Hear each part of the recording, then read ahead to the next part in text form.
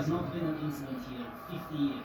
And when they show up, this happens. You are going to reject everyone.